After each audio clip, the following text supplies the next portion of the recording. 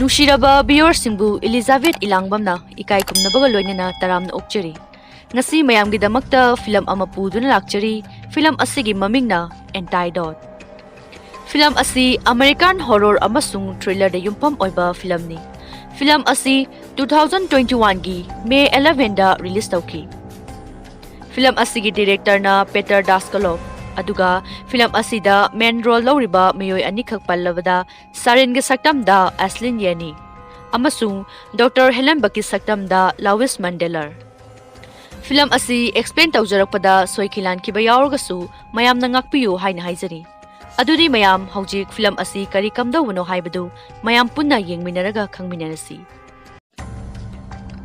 Film asigi ahanba sinda aikoina Nupa amana piano tuning tofam amada thauri yanduna leiba upigani matang asida hangba yaba wahangdi siriba nupa asi kanano aduga kari maramgidamak siribano haibasini wahang asigi marik chumba paukhum explanation asidagi khangminasi Sarin tumlambadagi khangau hagulaktuna magi mabukta anaba ama phawi haiduna magi nupa atosda hairami asumna magi nupana mabu hospital da purami aduga doctor na Sarinbu acute appendix leire aduna emergency operation tawba mathau tai hairami somdana atos amasung magi machanufiga Saringi pau adu kari oigedagi haiduna ngaiduna leiringaida nurse ama laktuna Sarin adu ngaihak leiraga operation tawrani aduna nachanupi adu nayumda thinbirucho Ekoina operation asi ready oirva kanda phone tawchurake hairami adubu atosna makhoi aduda Saringi operation adu loiba adum ngaijage hairami Dr. Singna Sarinbu operation tawrami Sarina mami paktholakpada mahaki makhut sing adu punsilami aduga hidak mahi amasu mangonda kaptuna laibadu manasu urami Mana adumna magi makhuta fajaliba sing adu lokthoknaba tawringaida Dr. ama changlaktuna hai Hi Sarin, Agaming Dr. Halimba. Kawi hairaga magi makhuta fariba handcuff adu loktoklami. Dr. Aduda Sarin na hanglami. Madudi karigidamakta mabu faribano haina. Maduda Dr. Aduna mahakpu ngaihak pothanaba haina tawkhibani madugidamakta ngakpiyo haiki. Maduda Sarina Dr. Meriti kaida chakri hanglami. Maduda Dr. Aduna magi wahangi pakum adu pidabida mahakpu ngaihak pothanaba fagani haiki. Sarina amuk mana lairivadu kaidano hanglami. Maduda Dr. Aduna Sarin adu magi operation da aruba pibam amada laiki. Aduga Sarinbu anxiety lay haibadusu Dr. Aduna mangonda fongdoki. Dr. Aduna Saringi awabadu koknaba hidak pirake. Aduga magi nungaitaba sing adu kokani haina hairamlaga Dr. Adu room adudagi thoki Sarina magi operation tawkhibagi mafam aduda dak leivra haina yenglubada dak leiramdavadu ubada mangonda angakpa ama fawbaga loinena Sarin phamungdagi haugatuna thongi mingseldagi yenglubada operation tawbagi potlamsing adu miyoi amana puraga chatkivadu mana urami Mana adumna yengduna leiringaida Dr. Helenberg adu lakpadu mana uraduna magi phamunglomda laktuna leptuna leiki Dr. Aduna hek changlakpada Sarinna hangki madudi mana leiribadu kadaidano haina Dr. Aduna mana leireklibadu koidri hairami Sarinna su makataraduna hai aduga kaigino aigi surgery tawfamda dak leitribasibo haina Dr. Aduna Mafam asida healing method lay aduna tawribani madu kari kamdawna tawribano haibadudi haiba yadri haiki aduga Sarina makhatana hangki madudi mana leiribado kadaidano haina Dr. Aduna Sarinbu hidak chanaba tawshi haiduna hidak adu mana piribada Sarinna haidoklamlaga mahak room adudagi thoklaki Sarinna sum lakpada nurse nupi amaga thingnaki maduda Sarinna phone kadaida lay hanglami Maduda nurse aduna mabu magi room aduda hankina ba hairami adubu Sarina magi room aduda handana makhatana phone thiba chatlami aduga miyoi amana magi mangda thatpadu ubada maha room aduda changlakhi mana changliba room aduda nupa ama hiptuna leirami Sarina nupa aduda kadaida thopam leige hanglami nupa aduna Sarinna thokpam hangbaduda mahak adu anauba mi oiramgani haiduna machinda sonduna leiringaida ngasaigi nurse adu laktuna Sarinbu phaduna mangakta injection kaplami. Sarinna magi phamungda famduna leiringaida doctor aduna laktuna hai nangna amuk hana law khongbado ai pamde haina. Sarinna magi nupana mahakpu hospital aduda leitre khanglabadi mana police kauduna Sarinbu thiba lakani haiki. Adubu doctor aduna mafam adudadi kana amatana Sarinbu thiba lakloi khangalamlaga doctor adu chatki. Sarinna mabu thadokpiyu haina lauduna lehori adumna leiringai aduda mamit kothokpibagi saktam oiba mioi ama doctor amana puduna lakpadu ubada Sarin yamna kiba ama phauki. Aduga maga thangnariba room adugi wall aduda mana sauduna khutumna thinduna leiringaida thangnariba room adugi mioi aduna chejet amada mahak Everett ni nangdi kanano haidun iraga pirakpadu Sarinna urami. Sarinna Everett na pirakliba pen aduda hospital asi karamba makhalgi hospital no haina iduna hanglami. Maduda Everett na iduna hairaki madudi Sarinna leiribadu hospital natte haina. Sarinna wapam adu khanglaba matung yamna akiba nungaitavana thallingai aduda nupa ama adu doctor na laknabagi khonjel adu tavada hena akiba poklami aduga magi haukraba punsi wari singninglami. Sarinna hiptuna leiringaida Dr. Hellenberg adu laklami aduga Sarinda magi haukraba punsida ningamdaba leikhibra leiragadi madugi semdokpagi tanja adu leiri haiki. Sarinna leite haiduna lotki doctor na mabu thamoi sengnaba haiki aduga maga Everett ka thanakhiba chejet adusu doctor aduna phanglami adubu Sarin sauduna doctor aduda machin thiki aduga mabu mayumda chalhanbiyu haiduna haijeki adubu doctor aduna mana yumda chatnabagi matam adudi watli hairami. Sarinna kanna haijeduna magi wadu tabiyu hairami maduda doctor aduna magi wadu tabaga loinana Sarinbu K293 gi section da puraktuna Sarinda hai nangna mafam asida atopa patient singa loina badi yagani adubu nangna koicha chatpadi yaroi hairami. Sarin room aduda leiramliba miyoi singi marakta doctor aduna phamhanduna magi blood pressure amasung heart pulse ki device sing adu Sarinda haplami aduga doctor aduna room aduda leiramliba miyoi sing adu kana kanano haibadu Sarinda khangalami. Doctor nasu Everetta magi chejet adu mangonda pirami aduga doctor adu criminal oirakpa nupa adu puraga chatki. Sarinna Everetta nahakla ingonda chejet pirakiba miyoido hanglami maduda Everett na mani haina kumlami.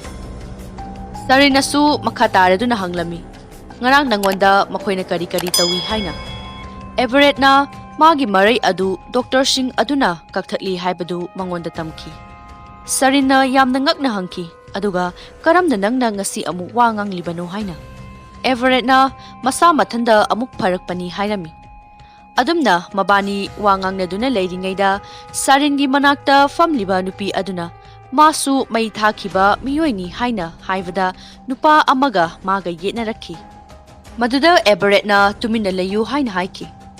Sarinna Everett su hangki Everett adu dasengba lawyer ama oirambra haina Everett na hoi oirami haiki. Sarinna doctor sing adugi mathakta action lokhatpa yabra hangki maduda Everett na makoina action lokhatpadi lairadana phone phauba tauba yade hairami adumna tawduna leiringaida alarm ama khonglakhi aduga doctor adu laktuna makoi gi roomda chalhanki adubu Sarinna karigidamak adumna tawribano haina hangki maduda doctor aduna mangonda haiki procedure ama leibagi tawribani haina. Sarinna magi haukiba matamda mongpham amada chakhibadu ningsinglami adumna ningsingduna leiringaida nupa amabu doctor anina phaduna puraga laknabadu mana urami adumna kina leiringai aduda Everett adu magi roomda lakhi aduga makhoi ani wari sanavada Sarinna khangki madudi mafam adudagi thokhinabagi mafam leite aduga makhoi routine adu ngakna chatkadabani haina. Adumna Saringa Everett ka wari sanaduna leiringaida nupa ama doctor anina samduna room amada thanambadu urami. Sarin khangningba amaga loinana nupa adugi manakti lakhi aduga nupa aduda karamna tawribano haina hanglami maduda nupa adunasu mangonda tawkhibasing adu tamlami adumna hainaringaida Dr. Helenberg adu laktuna hilingi hidak adu kaplami sarinna karamna mangonda asumna tawribano haina hanglami maduda Dr. aduna masana thokanbani hairamlaga chatki sarin Everett ki manakta laktuna mafam adudagi makhoi thokhinabagi mafam thisi hairami adubu Everett na thokpham laite aduna makhoi na piriba treatment asigi makha pona hingu haiki maduda sarin na sauraduna makhoi gi treatment gi makhada mahak kaidonung da su leiroi hairamlaga mahak thokpham thiraki manasum thiduna lakpada nupa amana makok adu phaklang da sujinba aduga nupi amana mangonda munna yengduna lehaubadusu mana uram adumna mana lakpada Dr. Helenbergna mabu thengnaduna magi roomda amuk puduna lakhi aduga mabani wari sanaki Dr. Helenbergna film asigi ahanba sinda ukhiba nekogi thauri yanbagi picture adu sarinda utlami maduda sarin yamna ngakpaga loinana madu kadaidagi fanglakpano haina hanglami Dr. aduna sarinda picture adugi maramda mayek singna hayu haiki maduda sarinda hangki Karigumba mayek singna hairabadi mana mayumda call tawba yagadra haina Doctor na yani haibagi mami adu ubada sarinna hairami magi maming neko kaubani maga aiga mari leinaki adubu tha kharagi matungda mahaka aiga kanna yetnaba amalaki Doctor aduna niko adu society tawkhibra haina hangki maduda sarinna madudi mahak khangde haiki aduga mana phone adu tawba yaradra hanglami asumna mana phone tawbada phone adu yade khanglaki sarinna Dr. aduda yamna sauki adubu Dr. aduna mabu room aduda hankina bahairami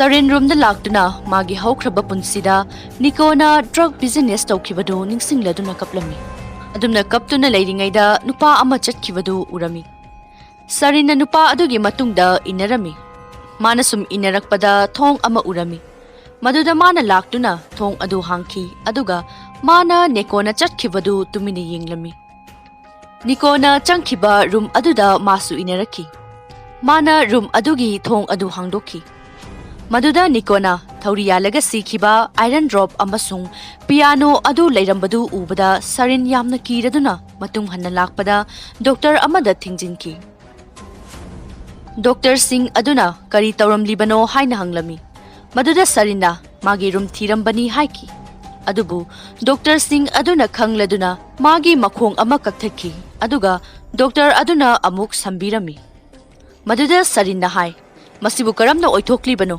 aigi khongsu nakhoina kakthlaga amuk samjiliba ase Dr. aduna masi pumnamak asi nangi tungda leiriba healing serum adunani aikhoina madubu BMS haina kawi haiki sarinna sauningna makhoibu otlaga nungaiba misak ani haina Dr. adubu maral siki maduda Dr. aduna sauning lami aduga mahak adungumba misak nate hairaba matung saringi asokpadu athuba matamda pharakani hairamlaga chatki sarinna nikogi hakchang adu police na puthokhibadu ningsinglami aduga atoska maga thengnakibagi warisu ningsinglami sarin magi makhong pharakpadu yengduna leiringaida nupa ama laklami nupa aduna sarinda nangna mafam asidagi nanthoknaba tawrubra haina hanglami maduda sarinda nupa aduda karamna mafam asida mahak adu lakhibano haina hangbada nupa aduna hospital amadagi lakpani haiki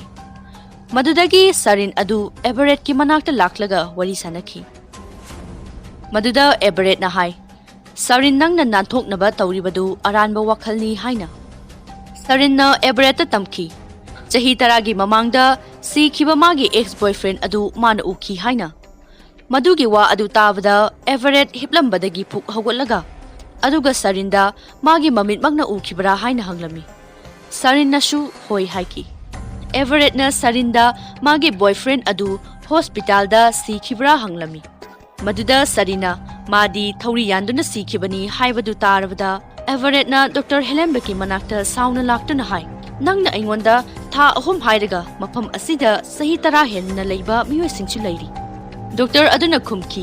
Tha ahum haibadudi makhoigi investigation gi matamni haiki. Maduda Everett sauraduna hangki.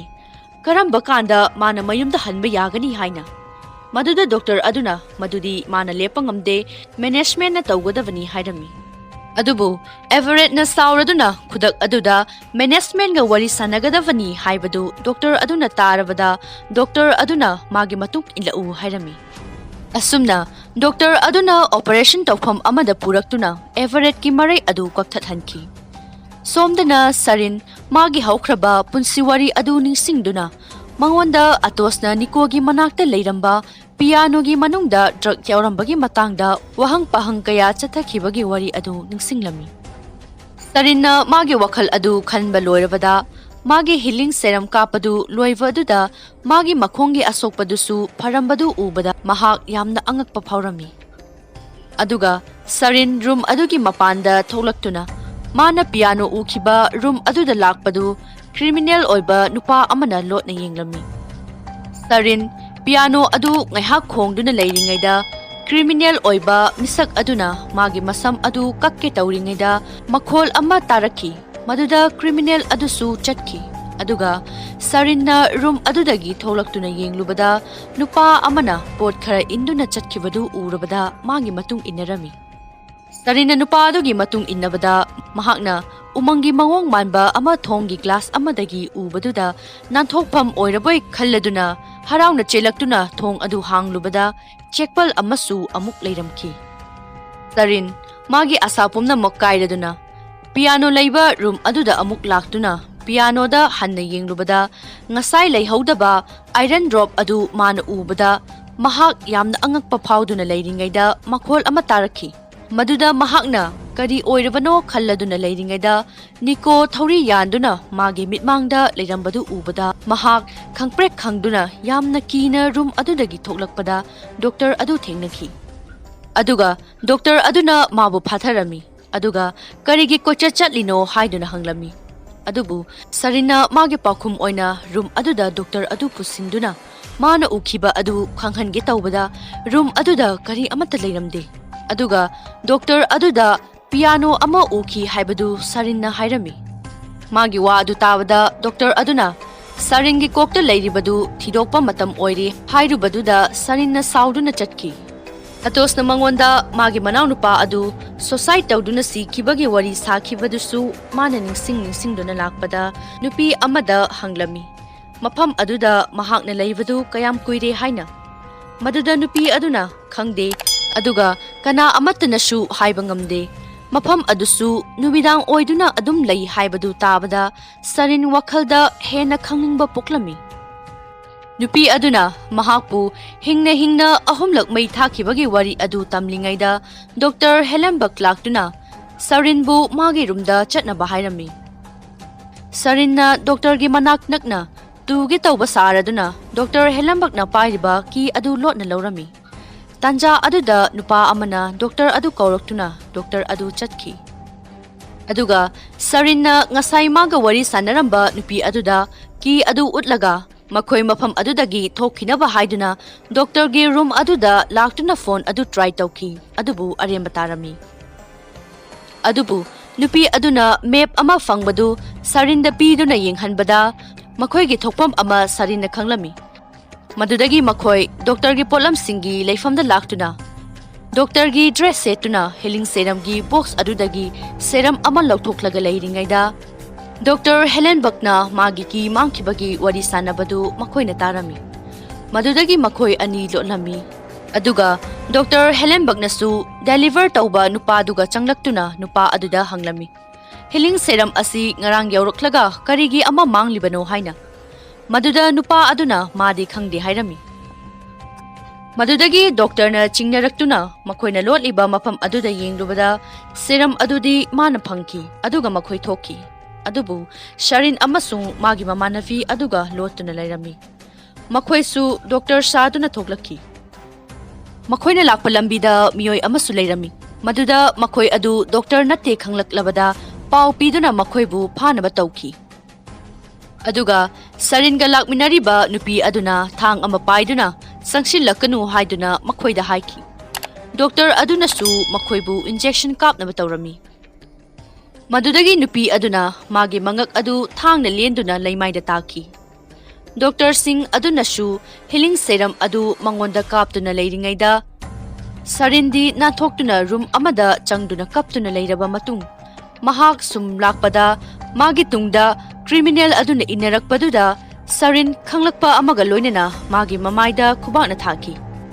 Aduga criminal adunasu sarinda phuduna leimaida taduna leiringaida nupa ama laktuna criminal adubu phuki. Aduga criminal adu sauduna chatki. Sarinna mahangna tawribadu karino haina hanglabada nupa aduna sarinbu thirakpani hairami. Manasu sarinda hanglami nang mafam asidagi nanthoknaba thiba natra. Adudi ibani punna thiminasi hainaringaida elam khonglakpadagi makhoi ani room amanda changduna lotlingaida nupa aduna sarinda sexual abuse tawraki. Aduga sarinda langano haiki. Doctor amasu saringi thongi nakta leibana sarin tumina leiki. Adubu doctor adu hek chatkivaga nupa adu magi seizure amana thinduna room aduda thanamlaga mahak makhatana mahak nanthoknaba hotnarami. Mahakna sumlakpada doctor amasu thengnarami aduga miyoi kayana tengthana oibagi makholsu tarami. Sarin thokpham thaba thong ama thengnarami. Chanaba ki thiduna thong adu hangnaba hotnaringaida doctor amasu lakpadu mana urami. Doctor aduna mana tawribadu chingnabaga loinana sarin gi nakta laklami. Sarin pakhatpaga loinana ki sing adu hongduna chanaba ki thirami. Nupa aduna magi nakta yaugi tawbada thong adusu hangba yaraktuna mahak chenthoraki.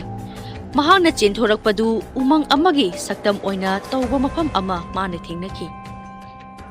Doctor adunasu saringi matung innaduna tanaraki. Sarinna doctor adubu chaitup amana thaduna leimaida tahalami. Doctor kharanasu mabu tanaraki. Mana sumlakpada yum amada matai manau khatnawagi khonjel amatarami. Sarin yum aduda changsilubada miyoi amata leibu uramde. Mahakna sumlakpada amamba room ama mana thengnarami. Room aduda changlubada nikogi asiba hakchang aduda khudi thiduna hanni yenglubada magi hanagi room aduda amuk mahakna leirambadu thengnaki. Aduga doctor ama laktuna mahakpu phuduna wanthahanki. Sarina gyan tarakpada mahakpu thauri yanduna hatnaba tawrami. Thauri yanduna sarinbu laknaraba matungda saringi thauri adu amuk lokthokduna mahakpu layengduna mabu phanaba tawba amadi mabu hatabida laknaribagi maram karigino haina hanglami. Doctor na khumki makhoina mi singbu hatti aduna saringi haukraba punsida tawkhiba aranba sing adu kari karino haina hangbada sarinna mahak drug addict oirami haiki. Aduga atay singdi lotuna thamki. Doctor aduna khangladuna haiki. Thamoi singbana khwaidagi afaba oigani hairamlaga doctor adu chatki. Sarin mana magi nupada journalist ama oiningbagi apama phongdokhibadu mana ningsinglami.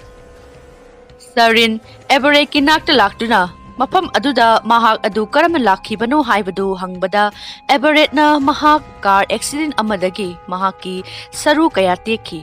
Adubu mafam asida pumnamak adu phaki haibagi wari adu khanglaba matung sarin room adudagi thoklakhi. Aduga mana magi nupada mahak pregnant oire haina phongdokhibadu mana ningsinglami.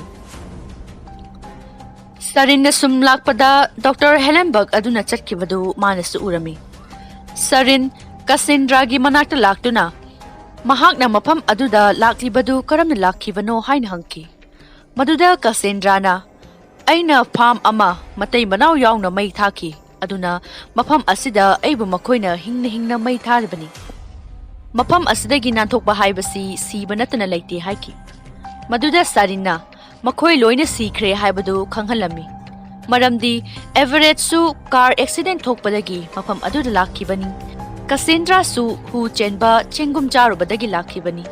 Sarin masamaksu surgery tawkhibadagi lakhibani haiduna makhoina leiribasi norokni haibadu sarinna hairami.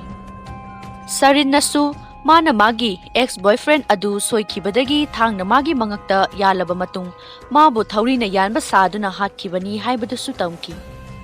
Sarin Doctor adugi manakta laktuna Doctor aduna karamna mafam asida lakhiba aduga mafam aduda karamna miyoi singbu laknaba haibadugi matangda wari sanaduna leiringaida Niko laktuna Sarinbu chingthoklaga mabu thauri yanduna mabu hatke taurabada Sarinna Nikogi mongphamda candle kattuna mahakna nusijabadi matani haiduna mana Nikobu nusijabadu tamki Madudagi Niko thauri adu lokhoki aduga Sarinna haiki Mana soiki badagi Nikobu hatkre aduna mabasu hatlu haiduna thauri adu mana sijinduna switch adu Nikoda piki adubu Nikona mafam adudi sifam natte haibadu khanghanki aduga Sarinbu thindoknaba haina Nikona Sarinbu puduna lakpada Doctor aduna Nikobu khamki adubu Nikona Doctor adu puramlaga Sarinbu Norok amadi Taibangpan anigi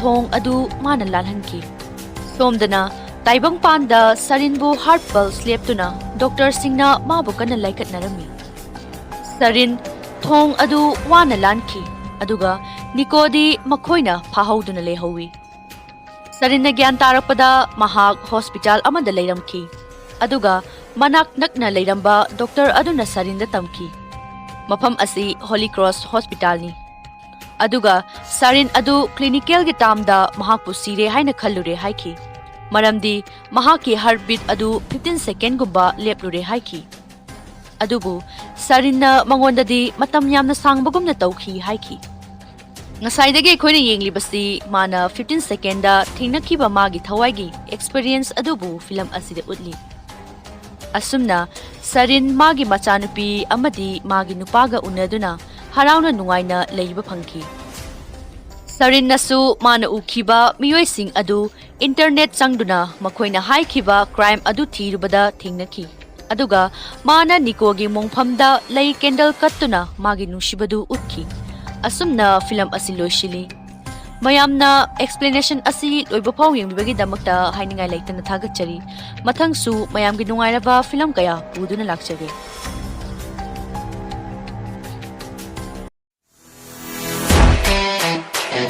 and